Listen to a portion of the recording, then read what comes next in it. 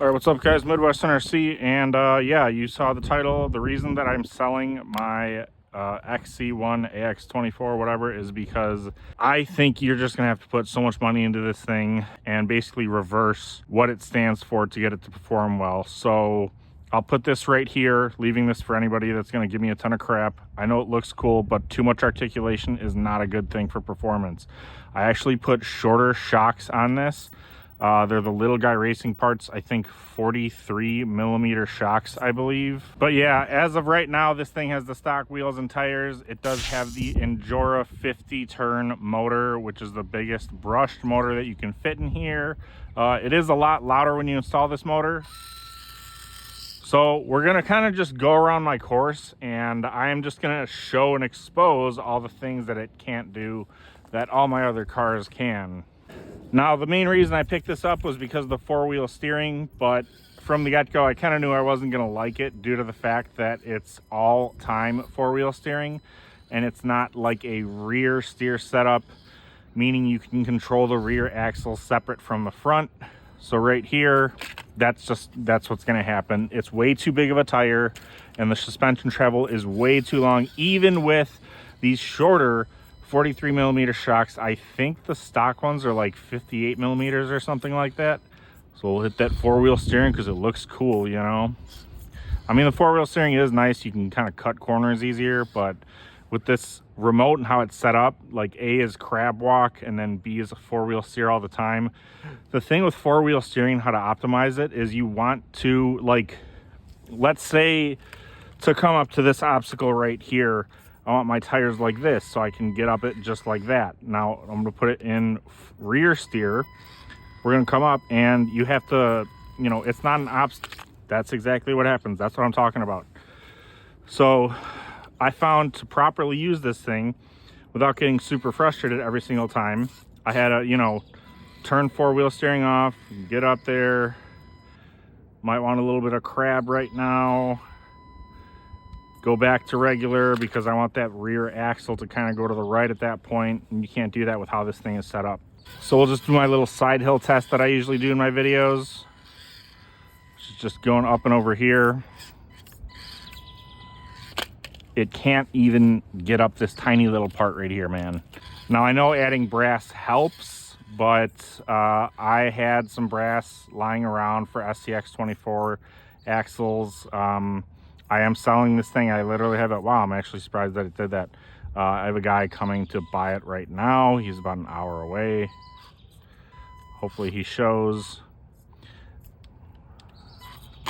And then we tipped, of course. Here's the thing. Big, huge, tall tires are going to raise the center of gravity. Yes, it's going to give you more ground clearance, but there are ways around that. There are portal axles. There are plastic skids. You know, like one of the upgrades for this thing is the brass skid plate. Now, a lot of people I've heard like that, but my thing with that is that anything that's not plastic really, it gets caught up on things. All right, so let's try to make it up. This is a very hard obstacle. I know it's not going to struggle. I'm just curious to see how far I can get up.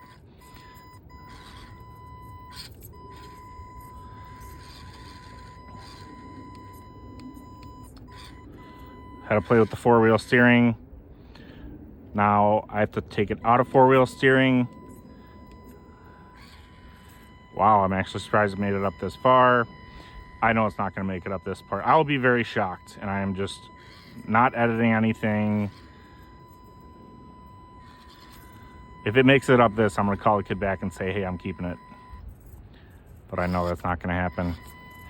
You know, here's the other thing. It has these, the stock Axial SCX24 servos in these things. They don't last long. They're not really the strongest thing. If you do, see what I mean? If you do end up upgrading the servos on this, I recommend getting some reefs, either the Micro 99 or just spend the extra $20 and get the 179. You'll be so much happier with that setup. All right, so we're gonna make it up the slide mountain. Well, we're gonna try at least. I'll be surprised if we can even make it up this. This is a very easy obstacle. This was an obstacle that I made. Wow. This was an obstacle that I made myself when I was just getting into crawling. and my rigs weren't as advanced as they are now, and my skills weren't as good either.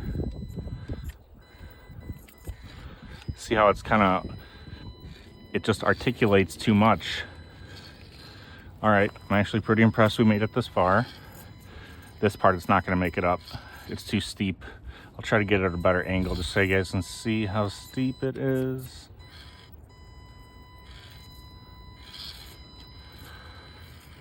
Wow, how about that? Here I am talking smack and it made it up it. Obviously making it down, this is gonna be easy, so we're just gonna start from the beginning and make it up. Now what I do like about the four-wheel steering, you know, is obviously you can just turn much tighter, but it would just be better if they had this so you could control it from the rear. All right. Again, right now I am trying to focus on modulating the four-wheel steering just so it works for us. Pretty impressed that it's actually made it up this far. I do gotta say as well, with those longer travel shocks, the stock ones, I would have tipped over a few times by now. So if you have an Ax24 and you want to actually make it perform better, get the LGRP Little Guy Racing Parts 43 millimeter shocks, I believe they are, the double barrel, whatever. Wow, it made it up. And then to fit those, all you have to do, I have them reverse mounted upside down, just so the more weight is down lower. But you see there's like a little tab right in here. When you're looking at your own rig, it'll make more sense. Just take wire snips, snip that part off, and then these will fit perfect just like that. All right, so this is another favorite line of mine. I go up here, go down there, I go across the brickyard, down, up, and around, and then I come up this new section right here. If it fails, I might try again. If it doesn't fail, obviously we'll keep going, but if it does fail and fall and tip over, I might just hand of God it and put it forward.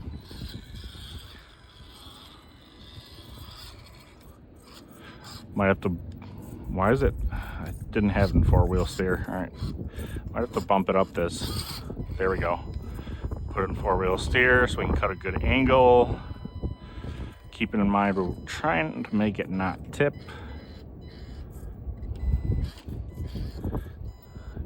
Four-wheel steer, get in a better position.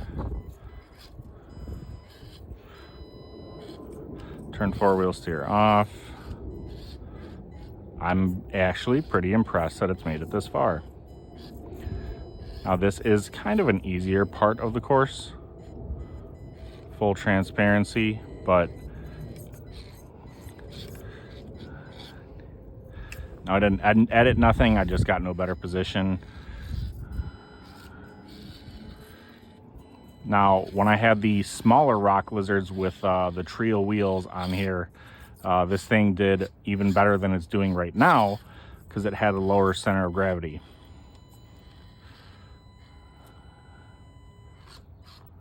And wow, it made it so far so good. This part's damn near impossible though, so I'd be very impressed if I can just make it over there some way, somehow.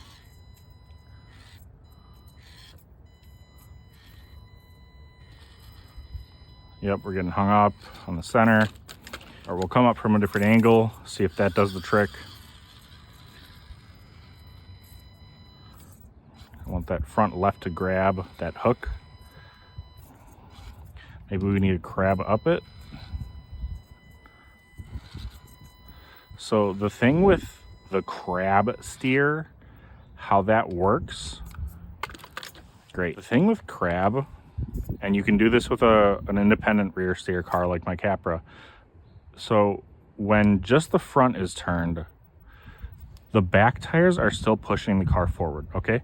So if you're really trying to find grip on the front tires, what helps when you're going into crab is that you have the rear tires pushing the vehicle the same way. I hope that makes sense. Now at the same time, when you're in four-wheel steer and you're trying to get over a tricky obstacle, sometimes it's better to have the rear axle straight or be in crab in terms of the Ax24 stock remote. The Capra, how you can independently control the rear axle, it's much better because when this is when all four are in four-wheel steering mode like this, the front are pulling the truck this way, the rears are pushing it this way. So the vehicle is having a tendency to kind of scrub in place. Now, when you're on some rocks and in some like hairy situations where you're trying to maximize grip, the scrubbing actually causes the tires to slip, and you basically just lose your line almost every single time.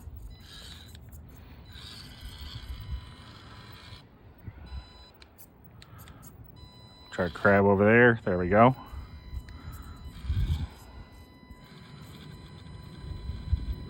Crab again, but see, it was too much crab. I would have liked a little bit of more angle over there. Regular mode. Try to modulate that rear axle the best way I can. Four-wheel steer for a better position. Wow. Wow, look at you. Wow. Maybe I won't sell you. No, I'm just kidding. I'm still selling it. All right, we'll get a side hill test out of the way. Longer treble suspension, side hill, not really the best thing. The vehicle is just going to tip to the left or the right. So far, so good. So far, so good, actually. Wow. See if we can do this part.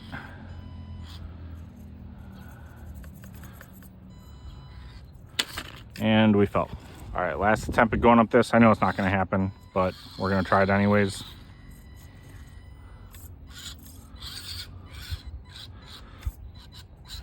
Now, if you really like your Ax24 and you want to leave a bunch of negative comments, that's fine, I get it. But hear me out.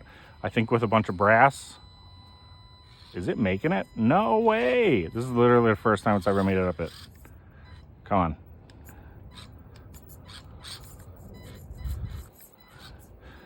But I think a bunch of brass, leaving that center skid plate plastic so it can slide over breakaway angles like it is right now. And then a nice Furitek setup just so you have the better electronics, smooth power delivery. You don't have to be jolty. And then dual reef servos on this thing.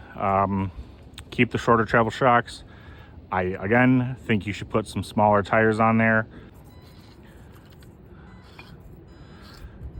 And I was just about to say, of course it's about to make this line because I'm making this video about how I'm not a fan of this thing. Let's see if I can finesse it down. Vanessa Carlton it down. There we go.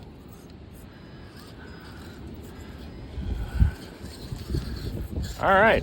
So yeah, this again is the first time I've ran it with the stock tires, with the shorter shocks, and with the Enduro motor, which definitely has a lot more torque.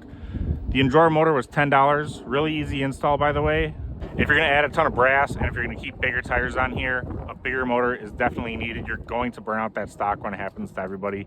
$10 motor, really cheap, really easy. Or you can go the Furitek route and spend, you know, $150, get a nice brushless setup.